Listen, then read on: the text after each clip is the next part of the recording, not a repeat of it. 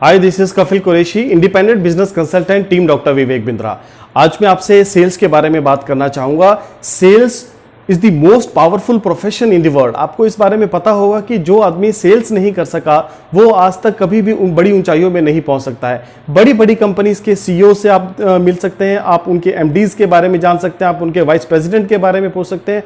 हर एक इंसान जो उस बड़ी पोस्ट पे पहुंचा है वो सिर्फ सेल्स के ही बैकग्राउंड से होता है। सेल्स एक ऐसा डिपार्टमेंट है, एक ऐसा ऑर्गेनाइज्ड डिपार्टमेंट है जिसमें आप बहुत जल्दी बहुत बड़े मुकाम पे पहुंच सकते हो। सेल्स चाहे नेटवर्क मार्केटिंग में हो, एमएलएम में हो रही हो, या डायरेक्ट डिस्ट्रीब्यूटरशिप की हो, या फिर आप अपने लिए अपना प्रोडक्ट सेल करते हैं, तो हर एक इंसान सेल कर रहा है।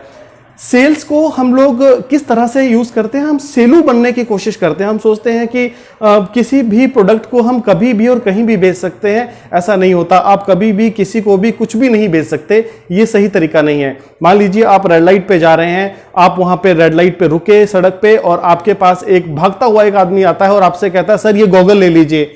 तो क्या आपको सही लगेगा वो वक्त कि आपको गॉगल ले लेनी चाहिए? वो क्या कर रहा है? वो आपको गलत जगह पर गलत प्रोडक्ट पिच कर रहा है।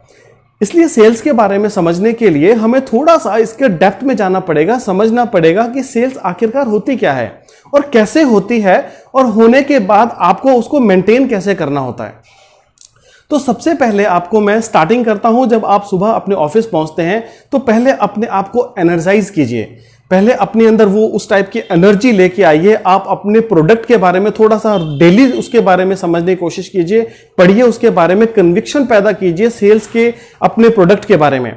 उसके बाद आप अपना डे का एक टारगेट आप बनाइए कि आज आपको क्या करना है। अगर आप इनबाउंड कॉल्स ले रहे हैं, आप आउटबाउंड कॉल ले रहे हैं, या आप डोर टू डोर प्रोडक्ट्स आप सेल करते हैं, या आप टेलीकॉलिंग पे बैठे हुए हैं, आपको उस समय पे ये समझना होगा कि आज आपका टारगेट है क्या।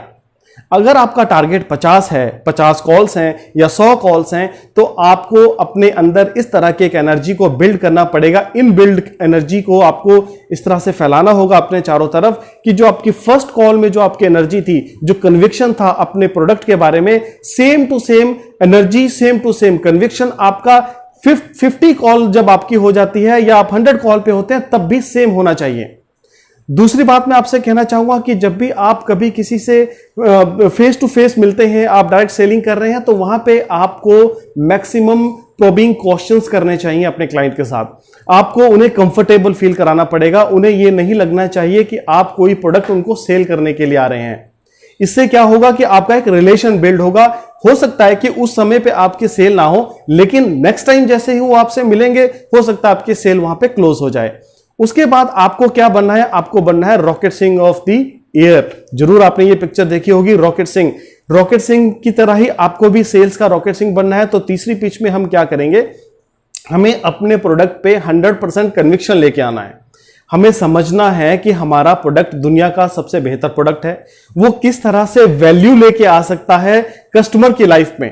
अगर आपका कस्टमर आपके प्रोडक्ट में अपनी लाइफ के अंदर कुछ वैल्यू लेना और समझता है कि उसमें कुछ ऐसी बात है कि उसके लाइफ में कुछ वैल्यू आ सकती है, तो समझ लीजिए आपका काम हो गया, आपकी सेल हो गई। उसके बाद एक आता है रिजेक्शन हैंडलिंग। रिजेक्शन हैंडलिंग भी बहुत जरूरी है। हो सकता है आप आज पूरा दिन आप सेल्स के लिए गए हैं, आपने बहुत सारी कॉल्स की हैं, लेकिन अगर आपने 50 कॉल की है, हो सकता है आपको उसमें 45 कॉल्स में आपको रिजेक्शन मिली है, आपके प्रोडक्ट को निकाल दिया गया है। लेकिन आप ये मत समझिए कि वो आपको रिजेक्ट किया गया है। आपको रिजेक्ट नहीं किया गया।